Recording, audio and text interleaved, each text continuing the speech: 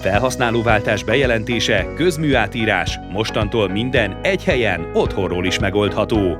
onlineközmű.hu. Mindannyiunk életében vannak változások. Másik házba, lakásba vagy albérletbe költözünk. Mindez persze sok ügyintézéssel jár.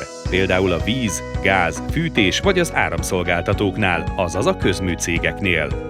Felhasználóváltozás bejelentésére, vagyis közműátírásra akkor van szükség, amikor az ingatlan tulajdonosa vagy a szerződő személye megváltozik. Például adásvétel, öröklés, ajándékozás vagy éppen bérleti jogviszony létesítése esetén. Az onlineközmű.hu-val kényelmesen otthonról intézheti a felhasználóváltozás bejelentését, és számtalan helyzetben megspórolhatja a személyes ügyintézés és a sorbanállás fáradalmait. Ráadásul az ügyintézés nem napokig tart, hanem mindössze néhány percet vesz igénybe.